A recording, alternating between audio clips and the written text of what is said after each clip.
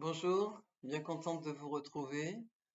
Donc ceci est une seconde vidéo, la première ayant eu lieu mercredi dernier et vous en aurez quelques-unes pendant quelques semaines, tous les mercredis matin.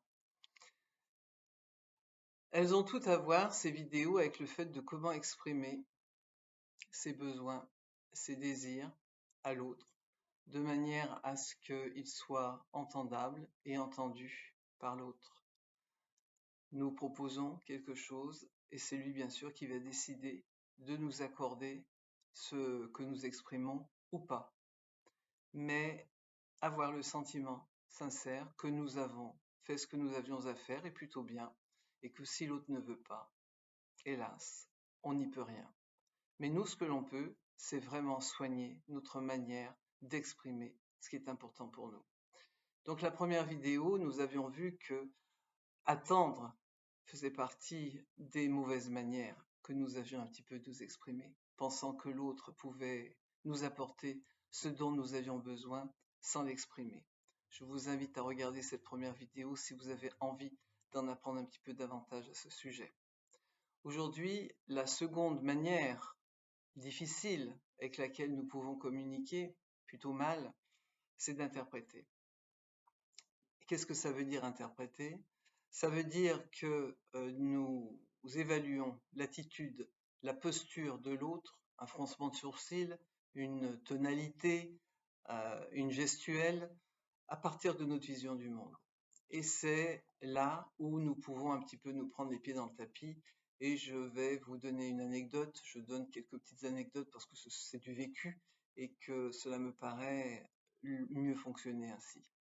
Voilà, comme je suis formatrice, évidemment j'ai des stagiaires et il m'arrive souvent, il m'est arrivé d'avoir quelqu'un qui, lors du stage, avait une posture où il était en décalage sur la chaise, les bras croisés, et il pouvait un petit peu se balancer. Et le voir ainsi me donnait l'impression qu'il s'ennuyait. Et que lorsqu'on est formatrice dans un groupe, il est très important, en tous les cas c'est comme ça que je conçois mon enseignement, que d'intéresser chacun. Et de savoir que sur 10 stagiaires, il y en avait un qui sans doute s'ennuyait, me perturbait suffisamment par le fait que je n'avais de cesse d'imaginer comment je pourrais le ramener dans le groupe. Et donc, mon énergie était en partie beaucoup prise par ce stagiaire au détriment des 10 autres.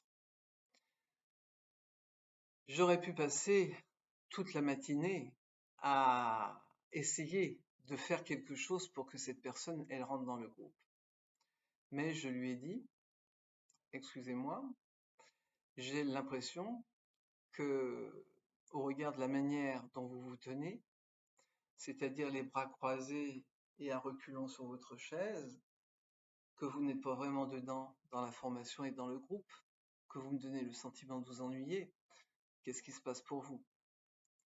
Et la personne me dire, pas du tout, vous vous trompez, je ne m'ennuie pas du tout, je suis tellement concentré.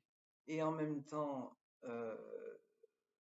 c'est pas facile pour moi de rentrer complètement dedans parce que j'ai besoin d'infuser ce que vous êtes en train de dire et c'est ma manière à moi de me concentrer. Le fait que cette personne me dise cela, ça a quoi comme effet sur moi? C'est une détente. C'est-à-dire que je reprends l'entièreté de mon énergie psychique pour pouvoir me concentrer à nouveau sur l'ensemble du groupe, dont lui, mais dont je sais à partir de maintenant qu'il ne s'ennuie pas forcément. Et que si je ne lui avais pas demandé qu'est-ce qui se passait pour lui, je passais beaucoup d'énergie à le ramener dans le groupe, au détriment des autres. En fait, interpréter crée l'incompétence chez l'autre. Parce qu'on le met à un endroit où nous pensons à sa place, où nous réfléchissons à sa place, alors que nous n'avons pas les mêmes motifs de départ. À mercredi prochain.